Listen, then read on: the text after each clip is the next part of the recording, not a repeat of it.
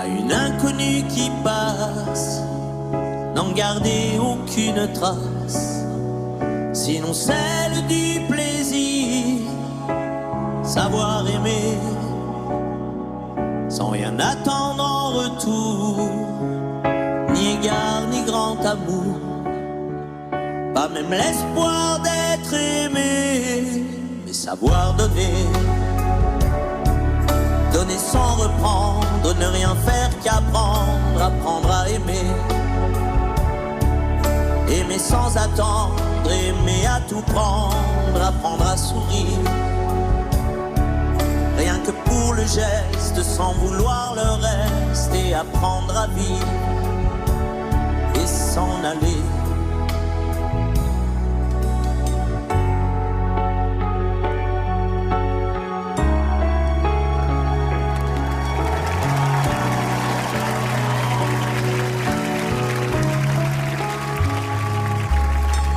Savoir attendre, goûter à ce plein bonheur qu'on vous donne comme par erreur, tant on ne l'attendait plus, se voir y croire, pour tromper la peur du vide, ancré comme autant de rides, qui ternissent les miroirs, mais savoir donner,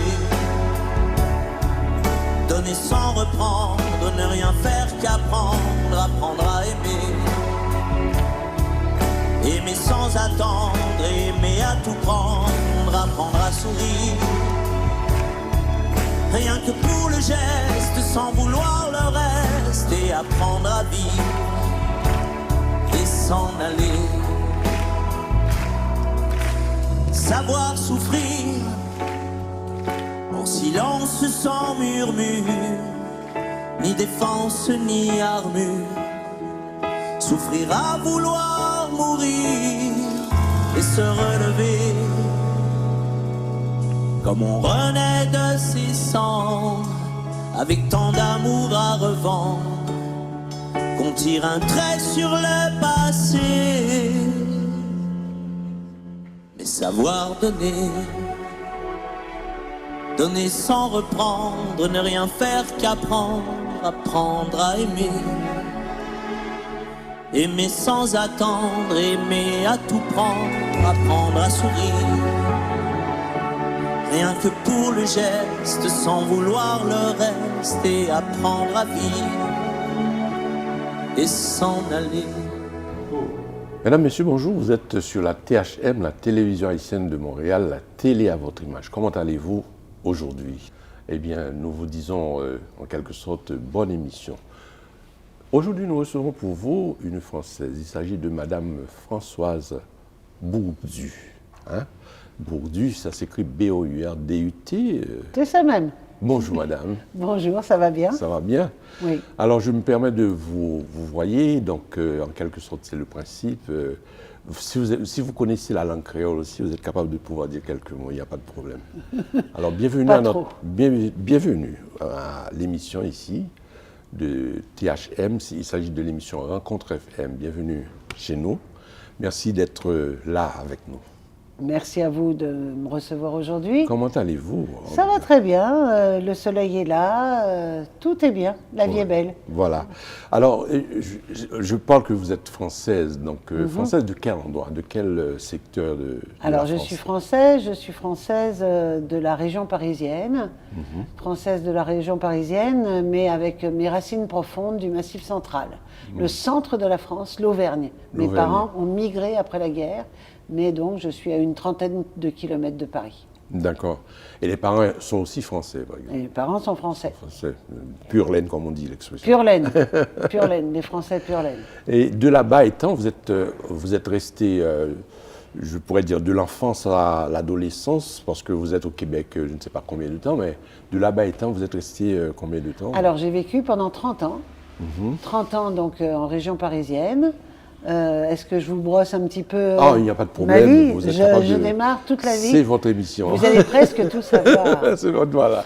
Alors, donc, ça m'intéresse de savoir.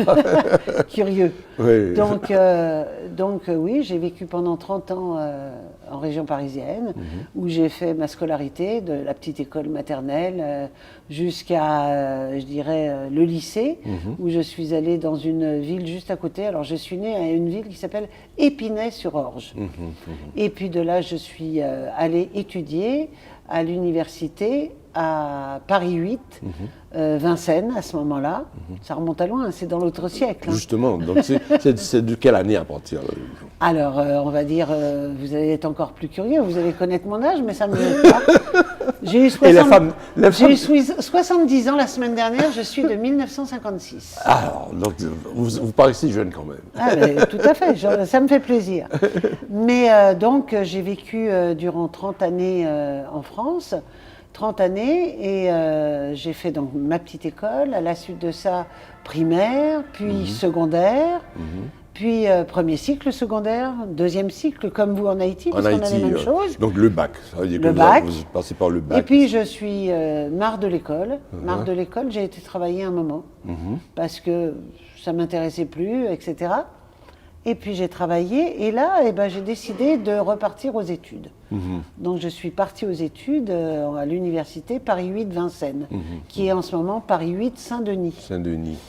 Paris 8 Vincennes, je suis partie en études en théâtre. En théâtre. Et animation socioculturelle. Ma route a croisé d'ailleurs une de vos compatriotes, Paula Clermont-Péan, avec qui je suis amie depuis.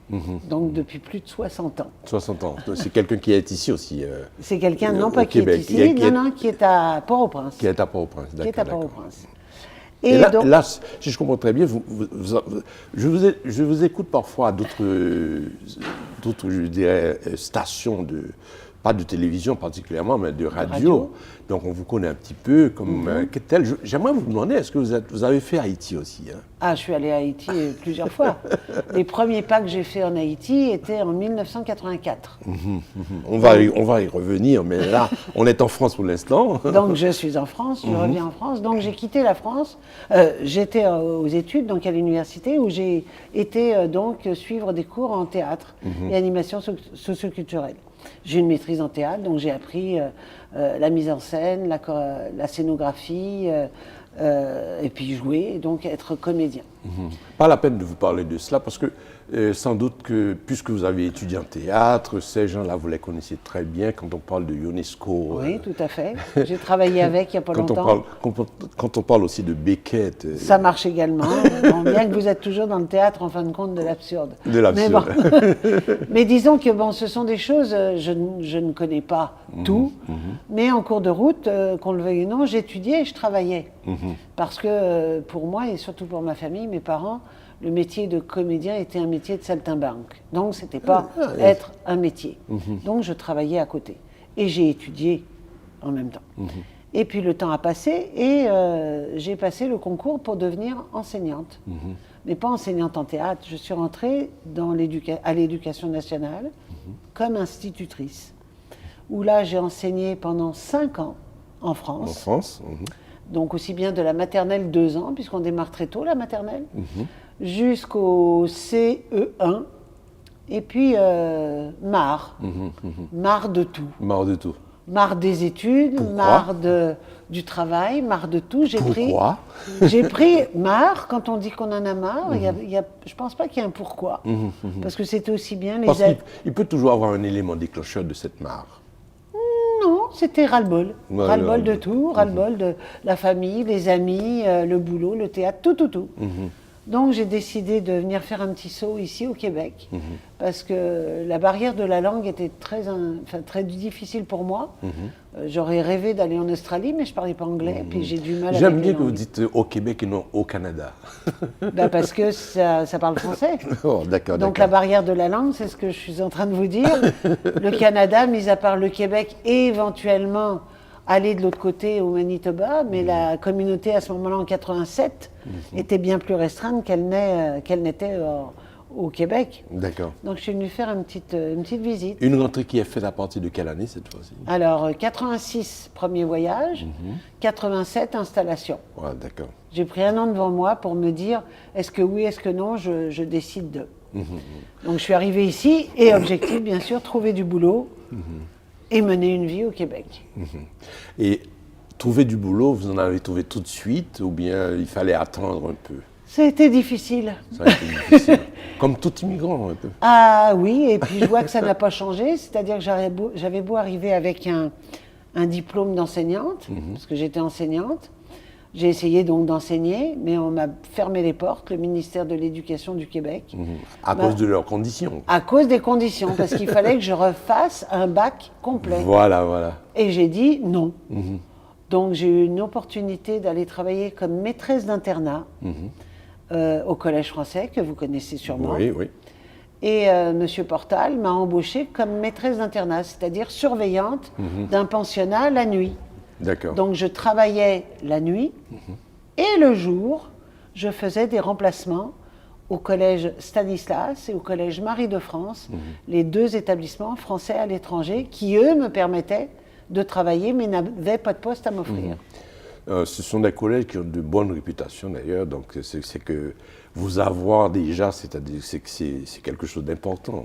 Je peux comprendre ça de cette façon-là. Bah, disons que oui, la seule chose qu'il y a, c'est qu'il fallait trouver le boulot fixe. C'est pour ça que je cumulais. Et puis au moment où j'ai obtenu un poste permanent à Stan, parce que j'ai choisi le collège Stanislas, j'aurais pu aller à l'autre, mais j'ai préféré Stanislas. Donc quand j'ai choisi Stanislas, ben, je suis devenue permanente à Stanislas en 91.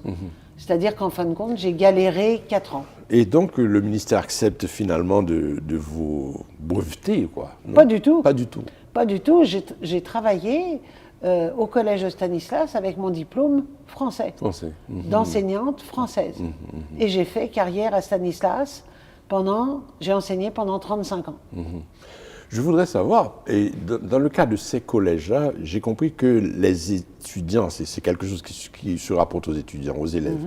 Les étudiants ont le bac français aussi, mais en fonction de Québec. Comment ça procède? Oh, ben ça, c'est formidable. J'ai l'exemple de ma fille, d'ailleurs.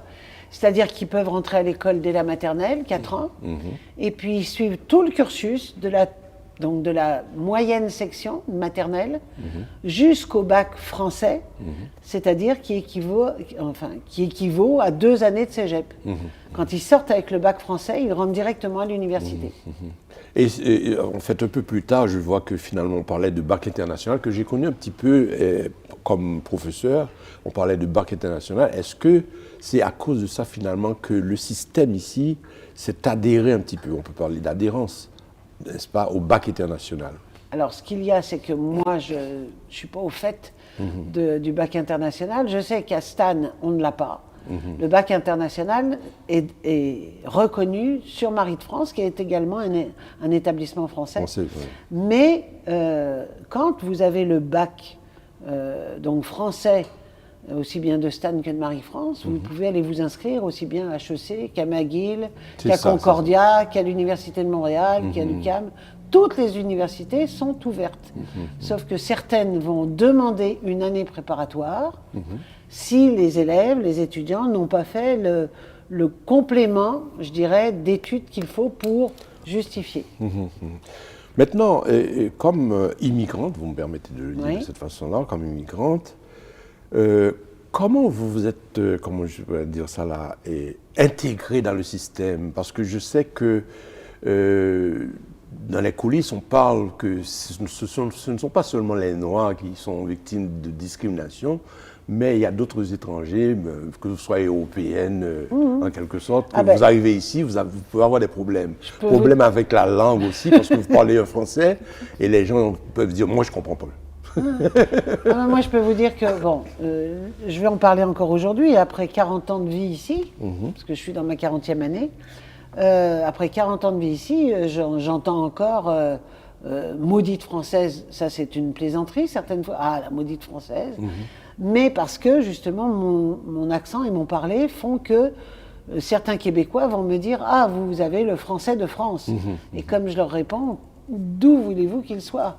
Alors ils me répondent de Suisse ou de Belgique, ben, je dis je serais belge ou je serais suisse, mais moi je suis française et je le revendique. Et quand je suis arrivée ici, j'ai surtout pas été m'installer sur le plateau Mont-Royal, parce que si je quittais la France, c'était pas pour retrouver la communauté française. Française, d'accord. Donc j'ai été m'installer, en fin de compte, à Saint-Léonard. J'ai vécu pendant 4 ans chez les Léonard. Italiens. Alors, dites-moi, c'est-à-dire que cette communauté-là, donc vous vous êtes adapté avec cette communauté italienne. Oui, mais oui et non, parce qu'eux sont anglophones. Ah, Et les Italiens sont anglophones, même s'ils parlent le français, surtout les parents. Mais les jeunes sont très anglophones. Et ils sont anglophones, je dirais, à partir du secondaire, pour les écoles. Ils vont aller dans les écoles primaires pour apprendre le français, parce que chez eux, bien sûr, ça parle italien, parce qu'on transmet la langue. Ouais. Parce que j'ai habité dans un appartement propriétaire italien. Ouais, Donc ouais. je les entendais et puis j'échange avec eux. ouais, ouais. Et puisqu'il parle, anglais en quelque sorte, est-ce que vous êtes obligé de pouvoir parler un petit peu avec eux en anglais? Non, pas du tout. Connaissiez-vous la langue? Moi, j'ai anglaise? toujours parlé français. Je vous dis, j'ai des difficultés concernant la langue. Donc, il y a des langues que j'arrive à comprendre, mais je ne suis pas capable de les parler parce que dans ma tête, je réfléchis trop et je veux, je dirais, traduire. Et si je traduis, ça ne marche pas. Donc, je peux le comprendre, tout comme je comprends l'espagnol, un peu l'italien, l'anglais, oui, tout comme le créole, mais je ne le parle pas. Nous allons faire une pause, Françoise. C'est un plaisir, Madame Bourdu, de vous recevoir. Donc, nous allons faire la pause pour étancher notre soif et nous allons revenir dans quelques instants. Mesdames, Messieurs, nous recevons pour vous Madame Françoise Bourdu. À tout à l'heure. L'habitant plante de maïs, c'est pour le gros marchand. Reste gros gens comme devant, pas le droit de dire comment. Taureau du Honduras, c'est bon pour le Texas, pour les petits, y a que les os. La viande, c'est pour les gros, c'est pour tous les bandits, ceux du même acabit. Diamant de Bokassa, ça, c'est secret d'État. Faut pas poser de questions quand on est juste qu'un pion. Le rhum jamaïcain dans le gosier londonien, le riz du Vietnam, demande à l'oncle Sam s'il l'a bien digéré. Tu me prends tout pour dessous. Toujours faudrait dire merci à genoux. Tu m'as eu, tu m'auras plus. C'est fini les colonies, fini le temps du mépris. Ça va changer un jour. Les perles de Jacmel brillent au cou de la belle. Tous les rois, même les sots, ont leur joli bibelot. Le cuir du Chili se retrouve à Paris. Le café du Uruguay se déguste à Baudouin. Mais le fer de Managua perce le cœur des USA. Mes frères coupent la canne et leur machette suit du matin jusqu'au soir et du soir au matin en Dominicanie. Miami ou Paris, peu importe le pays, c'est à chez eux qu'ils rêvent. Un jour ils vont rentrer, quand l'abcès va crever. Faut m'offrir ou pour moi, c'est la vie. Sans moi, en pas compte qu'on ça me pédit. Fourré, mais on fourré, moi ça va finir. M'gé pour me suspendre pédit, j'ai l'esprit. Moi j'ai l'esprit, ton air. Habitant plante maïli, c'est pour gros bâtiments. L'irrité à coucouman, et le pas gain pas dit comment. On dit ratio, c'est pour Texas au bon maison, une guerre colombienne. C'est pour oiseaux méchants, yo. Le Nicaragua, ça va faire M16 USA. Vieux frère, dans Zafra, y a voyé manchette monter, autant des jours levés. L'ancien domaine, jour dans la nuit privée. De retour, mesdames et messieurs, sur la THM, là, avec l'émission Rencontre FM. Quel plaisir de recevoir dans Rencontre FM Madame Françoise Bourdu. Donc, vous voyez tout ce que nous disions, donc c'est très intéressant. Quelqu'un qui a fait Haïti, je ne sais pas si elle parle créole, donc je lui ai posé la question, j'ai compris bien que finalement, c'est pas tout à fait... Piti, pas en pile. Non. Donc, elle comprend, attention, hein, elle comprend bien le créole, c'est ça. Hein? Je me débrouille. Comme dit l'autre là, qui était vraiment, c'était Sol, hein, comme acteur québécois. Je me petit débrouille. Voilà, on se petit débrouille. Voilà. Petit. Voilà. Donc nous revenons en quelque sorte, Madame Bourdu, sur le Québec. Nous parlions de la discrimination, des choses qu'on peut avoir vécues. Vous êtes arrivé à parler des Italiens, donc le secteur Saint-Léonard. Une communauté. Une communauté. Alors, dites-moi, c'est-à-dire que cette communauté-là, donc vous vous êtes adapté avec cette communauté italienne. Oui, tout à fait. Ben, j'ai eu plaisir à vivre au milieu, mais ne pensez pas non plus que je connaissais uniquement la communauté italienne, parce qu'en fin de compte, j'y habitais, mais je ne connaissais pas mes propriétaires. Ceux que je connaissais, c'était qui? Des Québécois, parce que je travaillais dans un pensionnat. Une amie québécoise, et puis la communauté également haïtienne, parce que j'avais des amis haïtiens ici. Donc mes amis haïtiens ici, que j'avais rencontrés en Haïti, que j'avais rencontrés aux États-Unis, certains habitaient ici. Et avaient, oui bien sûr, la difficulté, comme moi, dont un ami décédé aujourd'hui, médecin, qui était en train de refaire tout son parcours pour devenir médecin et pour exercer enfin, je dirais, après avoir fait reconnaître et son diplôme haïtien et avoir terminé ici sa formation. C'est le lot de tous les immigrants. C'est le lot de tous les immigrants de faire cet effort-là. Oui, oui. Ce que je n'ai pas fait. Parce que je ne suis pas allée refaire un bac d'enseignement. Moi, j'étais têtue, entre vous et moi, le français ici ou le français en France, pour moi, c'était la même chose. Ce qui ne l'était pas. Les maths en France et les maths ici, c'était la même chose, surtout au primaire. Donc, je n'ai pas été refaire ça. Mais on m'a dit... Si je comprends très bien, les féministes, vous ne l'êtes pas. Rien à voir avec le féminisme. Rien à voir. Parce que ce sont des gens très entêtés qui défendent leur cause. Non, pas du tout. Non, là, c'était par rapport à mon diplôme. Mon diplôme que j'avais en poche. Quand on est enseignant, que je viens d'enseigner ici ou que j'enseigne en France, c'était pour moi pareil. C'est pas comme je dirais, quelqu'un de spécifique, mais tout comme un médecin. Un médecin, si vous avez la technique, vous savez opérer le cœur, vous pouvez l'opérer aussi bien en Afrique qu'en France, qu'en Italie, qu'ici au Québec. C'est la même chose. Sauf que peut-être que les appareils vont diverger ou éventuellement... mais l'enseignement, pour moi, c'était pareil. Oui, mais je suis content d'entendre ça parce que nous, on a eu vraiment beaucoup de péripéties. Parce que, imaginez, j'ai fait les études à Grenoble, France, j'ai fait ici au Canada. Et quand comment je pourrais dire, je suis arrivé au Québec, parce que je l'avais fait, quand je parle bien du Canada, j'ai fait des études à l'université de Moncton, Nouveau-Brunswick. Mais quand je suis arrivé au Québec, il fallait faire ce qu'on appelle un cours ADS 55 à 55 parce que je ne pouvais pas avoir leur brevet sans faire alors que j'avais des certificats 5, 6 pour être capable d'enseigner un peu partout. Mais ici au Québec, c'était important. Mais quand on est borné, parce que je trouve qu'ici, c'est là toujours pareil en ce moment, passé donc de 1987 et arrivé à 2026, ça fait quand même ça fait 40 ans, 39, mais 40 ans. Pour moi, on n'a pas avancé. Parce que moi, on m'avait dit que si j'allais faire un cours à l'université, que je suis allée faire, système scolaire québécois, où pour moi c'était intéressant parce que je ne connaissais pas, mais les étudiants avec qui j'étais, québécois, eux, trouvaient ça un peu rébarbatif parce que ils savaient ce que c'était qu'un commissaire. Moi, je me suis dit, oh là là, il y a la police dans les écoles. Mais c'était pas ça, donc j'ai appris. J'ai appris. La seule chose qu'il y a, c'est que quand j'ai fini ce cours-là, on m'a dit, ah non, madame, ça c'en était un parmi tant d'autres, il faut que vous repassiez votre bac. Et j'ai dit non. Donc, avec la reconnaissance de mes diplômes, on m'a dit par contre, vous pouvez aller faire une maîtrise. Ce que je suis allée faire. C'est bien débile, stupide. Je suis allée faire une maîtrise en orthopédagogie. Et avec ma maîtrise, j'aurais pu partir et enseigner dans les écoles système scolaire québécois, on va dire, mais vu leur fonctionnement et la manière dont c'était pour devenir permanent, etc. C'est ça, les conditions. J'ai été enseignée dans les écoles où je connaissais, où j'avais qu'à, je dirais, faire connaissance avec les collègues, qui étaient variés. Je vais même vous en nommer un collègue, si je peux me permettre, mais je pense que ça ne lui fera pas de l'ombre. C'est là où j'ai fait connaissance pour la première fois de Josué Corville. Ah, d'accord. Nous avons été collègues. Voilà.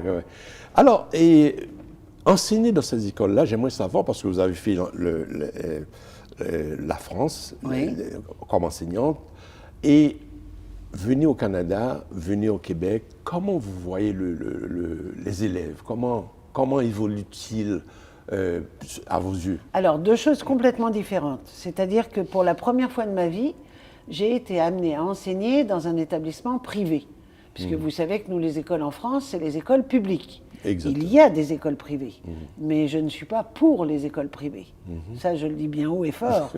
Mais j'ai été amenée à enseigner dans une école privée, et 2 écoles privées, et pour cause, parce qu'on ne me reconnaissait pas mon diplôme. Et les écoles privées ici, qu'est-ce que c'est? Ben, nous avons des élèves, oui, mais nous avons surtout des parents qui sont clients. Et plus le temps passe, et plus les écoles privées ont des clients. Exactement. C'est-à-dire qu'ils ne font pas obligatoirement attention à l'enseignement, mais il ne faudrait pas me faire trop parler sur l'enseignement. Oui, oui, oui. Parce que je trouve que l'enseignement, pour moi, j'ai fait ma part, j'ai enseigné pendant 40 ans, et je pense que je ne pourrai plus enseigner. Même si M. Drainville, qui ne voulait pas de moi en 87, bah, c'était pas lui, m'a réclamé, là, depuis 3 ans que je suis à la retraite, m'a demandé à 3 reprises de retourner à l'enseignement parce qu'on manque d'enseignants. J'ai dit non, là, on se fiche de moi quand même. On n'a pas voulu de moi quand j'arrive, maintenant ils veulent de moi. Non, non. Non, j'ai voulu savoir exactement comment étaient les élèves, etc. Parce que, bon, je vous ai déjà entendu parler à une station sœur, le comportement des élèves vis-à-vis des enseignants, etc., etc. Est-ce que c'était des élèves respectueux à votre époque? Oui, ben, les élèves, les enfants sont respectueux, de toute façon. Je ne vais pas dire le contraire, surtout en plus en établissement, comme je dis, en établissement public et établissement privé, c'est 2 choses complètement différentes. Nous avons peut-être des jeunes qui sont plus, je dirais, cadrés, et encore. Mais si je compare la France par rapport à ici, et la France, ça fait longtemps que je l'ai quittée, donc je ne suis pas baignée à même de parler. Mais ben, les enfants apprennent, et puis apprennent bon, par rapport à ce qui se passe, parce que c'est exactement le même enseignement. Hein. Mis à part les petits compléments du Québec, nous avons exactement les mêmes références, le même ministre de l'Éducation nationale, qui fait que nous sommes sous la coupe de ce que l'on appelle l'Agence française des enseignants à l'étranger. Donc nous sommes sous cette coupe-là. Et nous ne pouvons pas déroger et ne pas faire, par exemple, de français comme il est fait en France. En France, ouais. Nous, on fait encore de la poésie, on fait encore des récitations, alors qu'au Québec, rien du tout de tout ça. Voilà, c'est ça. Là, vous tombez vraiment à point sur ça. Je fouille à savoir exactement comment on recevait le produit, parce que vous parlez aussi de clients. Oui. Donc la formation devient un produit oui, dans un sens. À vendre. Non, mais c'est pas ça. Parce que quand je vous parlais de clients, c'est parce que certaines fois, les parents ont tendance, et puis de plus en plus, la génération qui nous suit. Nous avons eu une certaine éducation, et la génération qui nous suit ont reçu également une éducation. Mais les jeunes là, qui sont là en ce moment, qui sont saoulés, gavés de tout ce qui est les médias, les réseaux, etc., que je ne suis pas au fait de ces choses-là d'ailleurs, j'essaie de m'informer, mais pas beaucoup, font que la camaraderie, nous à l'école, on était dans la cour de récréation, on s'amusait, on avait du fun. Là, maintenant, ils n'ont plus de camarades en tant que tels. Et encore, on vient de leur retirer leur téléphone. Ah, ça y est, ils vont en retrouver, parce qu'ils n'ont plus rien à faire. C'est ça, ouais. Mais vous vous rendez compte, il faut sanctionner. C'est un peu comme dans le temps, si on avait dit, il y a la télé pour tout le monde, mais tiens, ce soir, comme tu ne veux pas aller te coucher, j'éteins la télé, je la mets dans un placard. C'est quoi cette affaire-là? Ouais. Il faut justement avoir un peu d'autorité et un peu d'éducation. Ce que les enseignants perdent, en fait, dans le système vraiment public, là, les enseignants perdent cela, parce que finalement, l'élève a des droits et des devoirs. Oui. Donc, il y a beaucoup plus de droits que de devoirs. Ah, tout à fait. Et justement, c'est ce qu'il faut les ramener à ça. Parce que j'ai eu des élèves, moi, sur la fin de ma carrière, qui étaient les élèves de la dernière année de primaire. Donc, des élèves de 10, 11 ans. Donc, vous savez, ça commence la pré-ado, là. Oui. Et donc, ces enfants-là disaient, oui, mais j'ai le droit. Et je lui disais, oui, tu as le droit, mais tu as également le devoir. Les devoirs.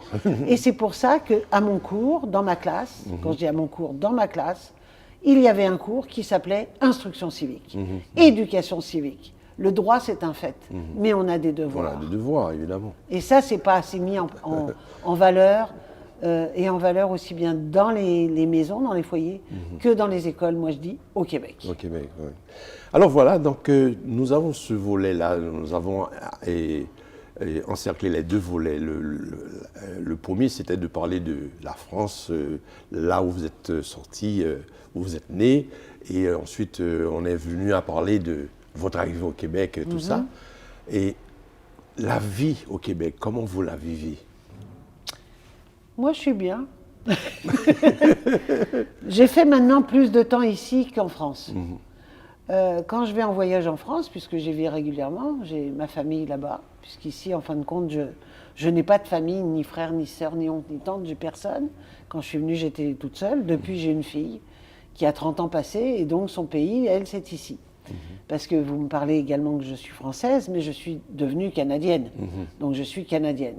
Et j'ai une fille qui est née au Canada, donc qui, elle, est née au Canada, donc qui est devenue canadienne directement. Donc elle est canado-franco-ivoirienne même, pour tout vous dire. Et la vie ici, moi, elle est bien, elle est paisible, elle est tranquille.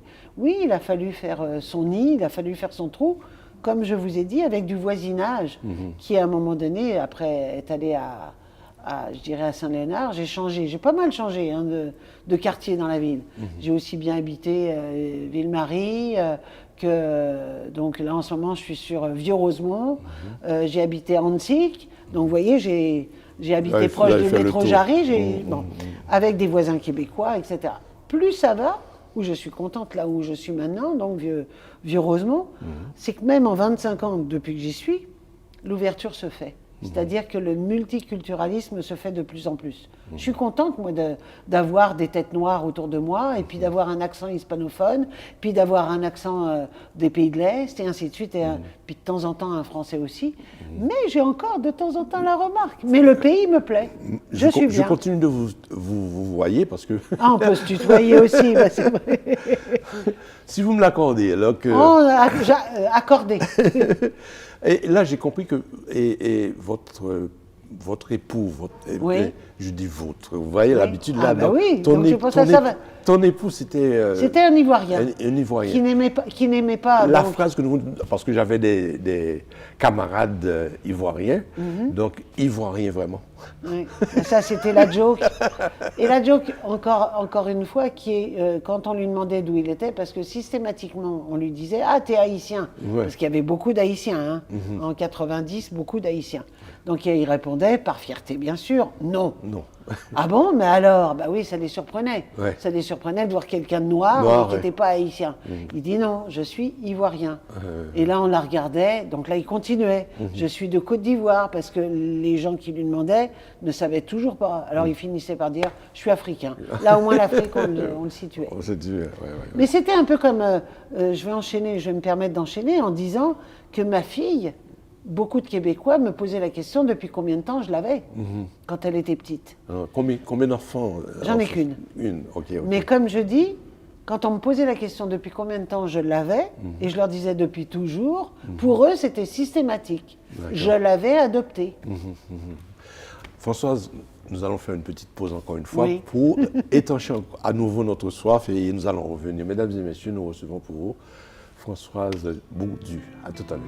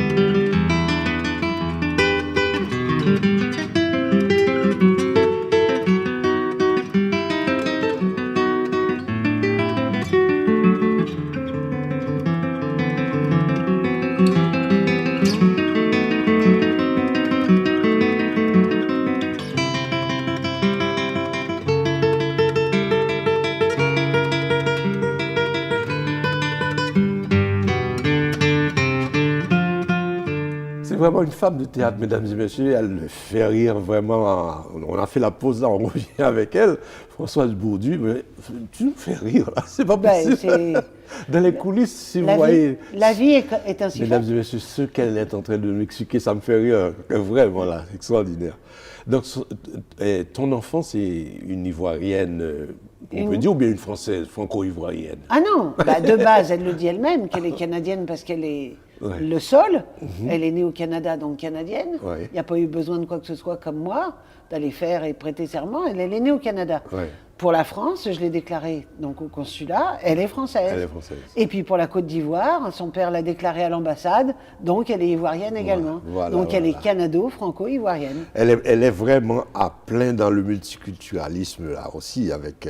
sauf que si un jour, d'un seul coup, on décidait chacun de rentrer chez nous, elle va où? Elle n'a pas à y aller. Parce qu'en plus, vu comment c'est ici les couleurs, il y a un problème, elle irait où? Mais bon, peu importe, on n'est pas rendu là. J'ai loupé l'occasion de voir la pièce qui avait lieu la dernière fois, parce que je me rappelle, au mois de novembre, on faisait tellement de publicité de cette pièce-là. C'est une femme de théâtre, donc là on plonge, mesdames et messieurs, sur le théâtre avec Françoise. Donc une pièce. Quel est cet amour-là de ce théâtre, de théâtre? Parce que je n'ai pas vu la pièce, je regrette de ne pas l'avoir vue, mais cette fois-ci, je vais... Le théâtre. Oui. Bon. Alors le théâtre, si vous avez bien entendu tout à l'heure, je suis partie, donc après avoir travaillé, j'ai décidé de reprendre mes études et d'aller faire du théâtre. Mais le théâtre, la piqûre, je l'ai eue alors que j'étais en 5e du secondaire. Quand je dis 5e du secondaire, c'est une prof de français qui m'a fait jouer dans une pièce de théâtre qui s'appelle Le médecin volant de Molière. Et là, j'ai eu la piqûre. Donc de là, j'étais en 5e, donc j'avais 13 ans, on va dire, 13 ans, oui, quelque chose comme ça. Donc 13 ans, et j'ai été à des maisons de jeunes qui n'existent plus trop. Ici, ça n'existe pas du tout, je pense, mais il y a des clubs. Donc j'allais, en dehors de l'école, et je faisais du théâtre. Et c'est comme ça que j'ai joué plusieurs pièces, les unes derrière les autres, avec des metteurs en scène différents. Et puis le temps a passé, et quand je suis arrivée à l'université donc de Paris 8, il y avait donc ce cours de théâtre qui m'a permis de rencontrer, de croiser la route dans ma maîtrise, de croiser la route donc de Paula Clermont-Péan et de faire tout un cursus de théâtre et une création collective, aussi bien sur le Bal des Dieux. Bal des Dieux, une pièce vaudou, création collective qu'on a fait en France, Paris 8. Et puis une autre pièce qui s'appelait Le Chevalier de l'eau. Donc le Chevalier de l'eau, lui, pareil, création et projet, fin de travail pour le diplôme de fin d'année. J'ai fait du théâtre, j'ai continué ma vie, je dirais, de théâtre, mais j'enseignais à côté. Le théâtre était un plaisir, la détente, la passion, si je peux dire. Comme disent ici en anglais, tu me permets l'anglicisme, un hobby. Oui, tout à fait. Donc je faisais du théâtre qui était ma passion. Mais ma passion, quand j'ai immigré ici, la priorité c'était de travailler. Et le théâtre n'allait pas me nourrir. Donc je suis arrivée avec quelques petites économies et j'avais devant moi 3 mois pour me trouver du boulot. Ça a été facile, enfin quand je dis facile, au bout d'un mois j'en ai trouvé. Parce que j'ai décidé de prendre n'importe quoi. C'est là que j'ai été maîtresse d'internat. Même McDo ne me voulait pas pour aller faire des steaks. Hein. Ah bon? Ah non, ils ne voulaient pas. J'ai été leur demander, vendre des chaussures, etc. J'ai fait plein de choses. Je n'étais pas à rester à vouloir faire de l'enseignement. Il fallait que je travaille. Donc je vous dis, McDo ne m'a pas voulu. Hein. Le gagne-pain était important. Rien du tout. Oui, tout à fait. Il fallait que je paye un loyer. C'était comme ça. J'ai été élevée comme ça. Et donc, comme le temps a passé, j'ai repris, je dirais, le théâtre aux alentours des années 91, donc 3 ans plus tard, où j'ai fait quelques stages. Je suis allée, je peux nommer des gens, je suis allée faire des stages de formation ici, parce que j'avais quand même 30 ans passés, au Théâtre Prospero, qui était l'ancien théâtre de la Veillée, avec Claude Lemieux et puis Gabriel Arcan. Et puis j'ai travaillé également avec quelqu'un qui était au collège Rachel, qui faisait du théâtre, qui m'a embarqué. Tout à l'heure, on parlait justement de Ionesco, où j'ai fait La Cantatrice chauve, où j'ai travaillé également avec Beckett. Une belle pièce. On a fait En attendant Godot, donc voilà. Il y avait aussi la leçon de Ionesco que j'ai Ça pareil, mais la leçon, ça c'était plus sur la France pour moi. Et puis un petit peu aussi de théâtre également de Tremblay, mais très peu parce que j'avais pas l'accent le joual. Donc comme j'arrivais pas à parler joual, donc on me mettait un peu de côté et donc je restais plus dans le théâtre traditionnel. Et le temps a encore passé. Donc là, après avoir, je dirais, enseigné et être rentré à Stanislas, j'ai eu l'occasion de croiser ma route avec un metteur en scène qui s'appelle Éric Duhamel et avec qui j'ai fait du théâtre dans le groupe qu'il avait, du théâtre à Stanislas. Il y a quel rapprochement, parce que avoir des yeux des deux côtés, France, Québec, quel rapprochement fais-tu entre le théâtre qui se fait au Québec et le théâtre qui se fait en France, par exemple? C'est à peu près pareil. C'est à peu près pareil. Oui, parce que les gens sur scène, qu'on le veuille ou non, mis à part certaines pièces, ils vont s'appliquer à parler français. Le joueur va sortir d'une autre manière. Mais quand on va voir, on va dire, des pièces traditionnelles, mis à part prendre du Tremblay ou de prendre des auteurs d'ici, mais en règle générale, ce que j'ai vu, l'accent, le vocabulaire, le texte est là. C'est le texte de l'auteur que l'on prend. Si je pose cette question, François, c'est parce que normalement, parmi toutes les pièces, je me rappelle, la première pièce que je voyais en français au Québec, c'était Brou. Oui. Et là, j'avais du mal à tout bien comprendre. Ah ben c'est sûr. Ça faisait rire beaucoup autour de moi, mais j'avais du mal à tout bien comprendre. Et surtout, parce que j'ai eu l'occasion également de la voir en 86, c'est que ce genre de pièce, qui est théâtre de vaudeville, théâtre de rue, oui, justement. Qui n'est pas du théâtre, je dirais, traditionnel, classique ou peu importe. Ce qu'il y a, c'est que moi, ce qui m'avait dérangé, il a fallu que j'aille la voir 2 fois, c'est parce que les gens qui étaient dans la salle connaissaient la joke, comme ils disent, et riaient avant que j'ai entendu ce qu'ils disaient. Donc là, c'est ça qui me dérangeait la première fois. Mais après, je crois qu'on s'y fait. Mais ce qui est intéressant, il rit beaucoup, c'est toute la salle, c'est pas une personne. Mais c'est un peu comme le cinéma. Le cinéma, moi, on en parlait il n'y a pas longtemps avec des amis, le film La Grande Séduction, avec l'arrivée dans les îles, donc c'est pareil, un film québécois, avec Martin Drainville, avec Benoît Brière, des comédiens de carrure de la comédie, comme j'aime, des pointures, pas des carrures, des pointures du théâtre ici, qui sont reconnues. Quand on les voit au cinéma, c'est la même chose. Mais ça, pour moi, c'est de base. Quand on arrive ici au Québec, c'est pour, si on veut s'intégrer, c'est de connaître le théâtre, c'est de connaître les chanteurs, d'écouter Jim Corcoran, d'écouter Dubois, d'écouter la voix. C'est tout ça, et puis de garder Robert Charlebois. Robert Charlebois, oui, mais lui, c'est trop même. C'est de sortir un peu des sentiers battus, puis d'aller en trouver d'autres. Puis d'aller au théâtre Denis Pelletier, qui ne sont pas des théâtres très chers, d'aller au théâtre, je dirais... théâtre d'aujourd'hui, d'aller au Katsu. C'est de se faire des petits théâtres pour faire. Et puis de là, d'élargir encore la communauté. Enfin, quand je dis la communauté, d'aller plus large, c'est également de se baigner avec la communauté haïtienne, où il y a également des pièces de théâtre qui ont l'intérêt et qui peuvent nous toucher. Mais la réciproque n'est pas là. N'est pas là. On va parler de ta pièce. Alors la pièce... Quel est le titre de cette pièce-là qui est... Ça s'appelle Les bâtisseurs d'empire ou Schmurtz. C'est-à-dire que c'est une pièce de Boris Vian. Une pièce de Boris Vian qui a été choisie par moi-même. Ça veut dire que c'est comique beaucoup plus, ou tragicomédie. Non. Il peut y avoir quelque chose de drôle, mais je dirais que c'est plus dans l'époque actuelle. Si on va regarder Les bâtisseurs d'empire, le sujet traite en fin de compte d'une famille qui monte de plus en plus dans les étages d'un immeuble, et plus il monte, plus le logement se rétrécit, et plus le mari va se retrouver seul.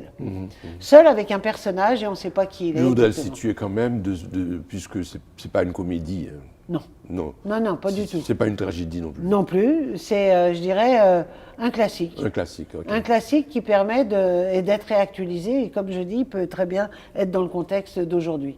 Le pouvoir et comment on peut avoir le pouvoir. Comment dépendre de quelqu'un sans avoir le pouvoir, et vice-versa. Donc cette pièce, on la travaille, oui, on travaille dessus depuis déjà l'été.